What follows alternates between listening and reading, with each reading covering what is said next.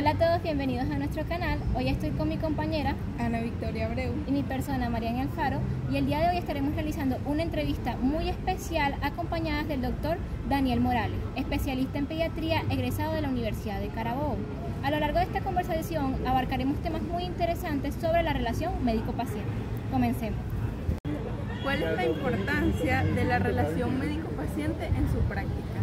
Fíjate una cosa, como pediatra, una de las cosas más importantes para nosotros los pediatras es una relación médico-paciente de verdad bastante buena. ¿Por qué? Porque fíjate una cosa, nosotros tenemos la particularidad de que nosotros no tenemos una relación bilateral, es decir, no hay uno y uno, sino que somos un trígono, es decir, están los papás, el niño y el pediatra en este caso. Entonces para mí es muy importante esa relación médico-paciente porque yo necesito que a través de la muy buena información y la buena comunicación yo pueda hablar con los papás acerca de lo que le queja a su bebé o en este caso al paciente. En el caso de que sea un niño, un ejemplo, un escolar o que sea un adolescente, también juega un papel importante porque también tengo que escucharlo a él, ¿sabes? O sea, no es solamente el escuchar a los papás al decir, bueno, ¿por qué lo traes a la consulta? Sino que también preguntarle a él qué es lo que te duele, dónde te duele, hace cuánto aparecieron los síntomas y todo. Porque al fin y al cabo eso me va a permitir a mí reunir toda esa información y poder llegar a un diagnóstico certero. ¿Qué pasa? La mayoría de los errores en el diagnóstico es porque realmente no hacemos una buena, no tenemos una buena relación con médico-paciente. Porque al no haber una buena relación, pues obviamente la persona se siente un poco intimidada, omite información, y si omite información, yo no puedo dar un diagnóstico certero. Entonces realmente es un punto muy importante porque obviamente me va a permitir a mí dar un diagnóstico certero y con eso dar una terapéutica adecuada. Excelente. La pregunta es, ¿cuáles son los principales desafíos que enfrenta al mantener una buena relación con su paciente? Fíjate, cuando hablamos de desafíos, la cosa ha cambiado muchísimo. Porque la relación médico-paciente de ustedes ya no es la misma que tuve yo cuando me gradué hace, no sé, 6 años de médico. Porque fíjate que ahora hay un alcance de información mucho más amplio. La gente viene a la consulta preparada porque ya indagaron o revisaron en Google. El problema es que Internet o Google en particular, no toda la información que ofrece es certera. Sabe que uno como médico tiene que empezar como a filtrar, a decir, bueno, tienes esto, pero no es esto, sino que es esto, ¿sí? Entonces uno de los principales desafíos es que ya la gente viene con demasiada información y cuando llegan a la consulta, pues cuesta un poco cuesta un poquito más empezar a quitar toda esa desinformación que hay, esa información de exceso que hay, porque ellos han escuchado o han empezado a indagar mucho más y me pasa muchísimo un ejemplo con las mamás cuando son primerizas que traen a su bebé a control de niño sano. Entonces, a mí me dijeron que le podía empezar la comida ahorita a los 3 meses. Tienes que explicarle, decirle no puede ser así, porque tienes que haber perdido ciertos reflejos que todavía el chamo tiene que tener la capacidad de estar sentado, tener esa estación propia. Hay muchos ítems. Sumado a eso, también uno de los desafíos, que se tiene ahora es que particularmente los pediatras sino que batallamos mucho con el resto de los familiares. Las mamás o los papás primero preguntan a la abuelita o al abuelito o a los tíos o a los primos, y entonces cuando ya no saben qué hacer, entonces vienen con nosotros, que no es el deber ser. Porque obviamente entonces ya el chamo cuando llega con nosotros ya le dieron mal ojillo, hierbabuena, pasote, lo mandaron a ensalmar, el brujo lo conoció, lo desconoció, entonces ya por ahí va a cambiar la cosa. Entonces sí, hay mucho desafío, muchísimo, por eso es que uno trata de tratar de como ampliar o dar a entender mucho la información para que las mamás, o en este caso los papás de mis pacientes y mis pacientes se sientan en confianza y ante cualquier duda puedan acudir inmediatamente conmigo a la consulta. La otra limitante es el WhatsApp. La gente cree que uno va a poder responder todo por WhatsApp y no tengo la capacidad todavía de auscultar a través del WhatsApp, no tengo la capacidad todavía de palpar a través del WhatsApp. Entonces hay muchas cosas o hay muchos puntos que hay que hacerse dentro del marco de la consulta. Porque para poder dar un diagnóstico yo tengo que tocar, ver, examinar, preguntar. Y si no tengo esas limitaciones, lo que te puedo dar es como una sospecha mera, pero no te puedo dar un diagnóstico certero. ¿Cómo manejan las diferencias culturales de comunicación con los pacientes? Fíjate una cosa, nosotros los médicos particularmente tenemos el concepto de que todo el mundo nos entiende. Porque obviamente como pasamos durante todo los 6 años de la carrera inmersos todos dentro del marco hospital, pues nosotros salimos y le decimos a la gente, oh vaya, usted vino el día de hoy y vino con cefalea, y le decimos, ¿qué? O no, usted vino con disnea, y le decimos, ¿qué? Entonces, una de las limitaciones, no las limitaciones, sino uno de los aspectos que uno como médico tiene que irse adaptando, es que tú tienes que adaptarte a tu paciente, no es al revés. O sea, el paciente no se tiene que adaptar a ti, tú tienes que adaptar a tu paciente para que puedas entender mejor.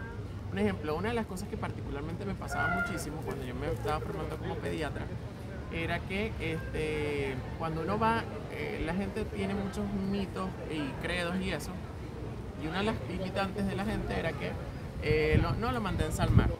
Yo particularmente no sabía que era un ensalme. Un ensalme es cuando los mandan a rezar y les colocan hojitas y ese tipo de cosas. Entonces cuando tú te vas aprendiendo y le preguntas, mira mamá, ¿lo ensalmaste? No. En cambio cuando tú le vienes y le dices, mira mamá, tú le hiciste las 7 cruces, la volteada, no sé qué cosa, todo el contexto de ellos, y dicen, ah sí, claro. ¿Ves? Yo me adapté a la forma en cómo hablaban, a su idioma. Entonces eso es un punto bastante importante. También es un punto muy importante el saber si la persona o no está alfabetizada o no. Porque no va a ser igual que yo hablé con un ejemplo con la mamá de alguien que fue a la universidad o que estuvo en la universidad a una mamá de un campo. ¿Sí? Porque eso es una limitante también. Entonces eso es un punto importante. Particularmente a mí lo que me funciona es que yo trato de, cuando empiezo la consulta, de hablar, de ver al paciente, al familiar o al mi paciente y evaluar el contexto en el que se encuentra. Por ejemplo, la forma en como yo quizás me exprese dentro de un medio rural nunca va a ser igual a un medio urbano, porque por lo general la gente que está en el medio urbano pues tiene mayor accesibilidad a ciertas cosas, en cambio en el medio rural discrepan de muchas cosas. Entonces uno se va adaptando, le va dando la vuelta, ¿sí? Pero al fin y al cabo es eso. Uno al fin y al cabo lo que tiene que hacer es adaptarse a su paciente, no que el paciente se le adapte a uno, porque realmente no va a funcionar. La siguiente pregunta es, ¿qué estrategias utiliza para mejorar la relación con sus pacientes? Fíjate una cosa, lo principal y lo primero, lo más importante es que establezco el inicio de una relación. Y para establecer el inicio de una relación tienes que conocerme. Entonces yo digo, hola, yo soy el doctor Daniel, soy pediatra y el día de hoy te voy a ayudar, o el día de hoy mi trabajo es ayudarte a saber qué tienes y cómo lo podemos resolver, ¿sí? Me gusta particularmente preguntarle el nombre de los pacientes, porque los pacientes no son pacientes nada más, tienen nombre y apellido, no son números nada más, sino que son personas que ameritan o merecen respeto para ese nombre.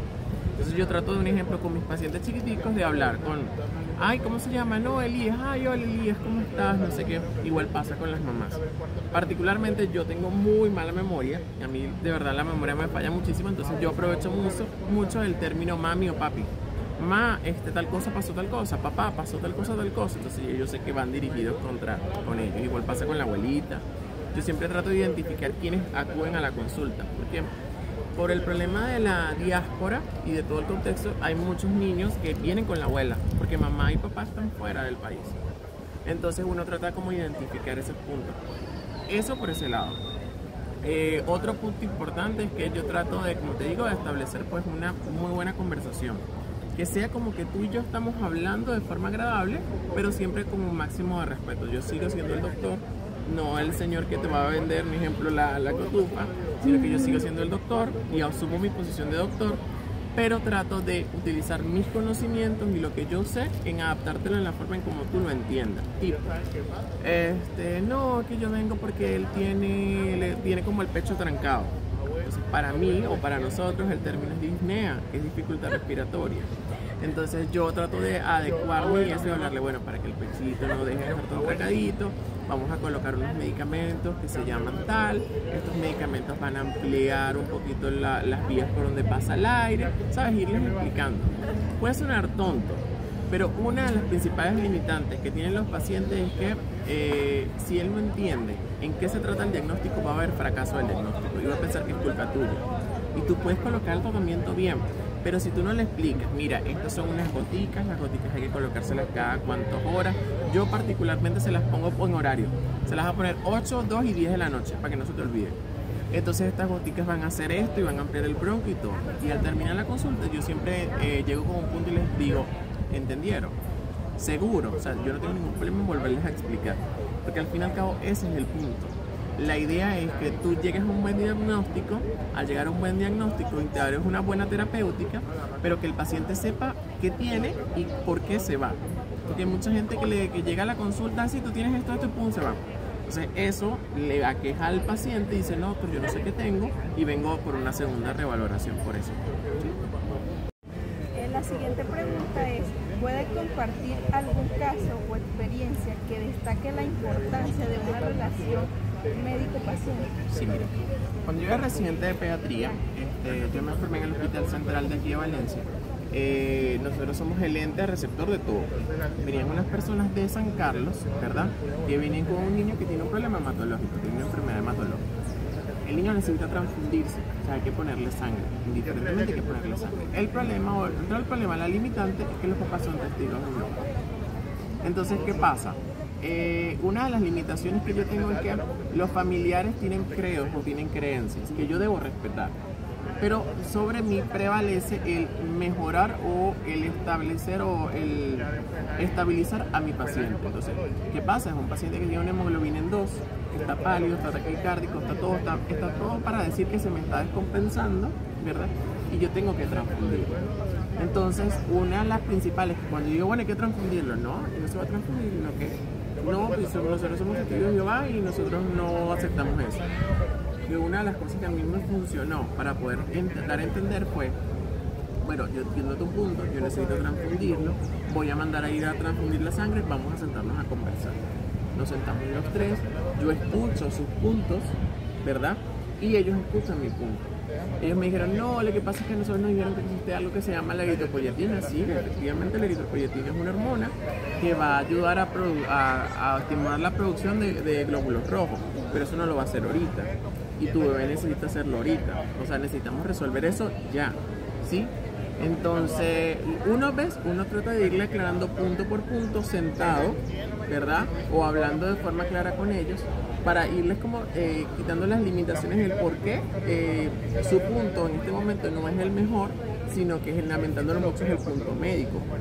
Porque la limitante era de que yo tenía que transfundirlo para ayer. O sea, había que transfundirlo rápido para que ese paciente pudiera estabilizarse, ¿sí? Entonces, eso es un punto importante también. Entonces, de nada sirve, como le digo yo a todo el mundo, de nada sirve llegar a decir, bueno, yo soy el médico y se va a hacer lo que yo diga, ¿no? O sea, lo mejor es sentarte con el paciente, escuchar al paciente, porque a lo mejor, la mayoría de las veces de los pacientes cuando vienen, es porque tienen muchas limitaciones por muchos mitos que escuchan.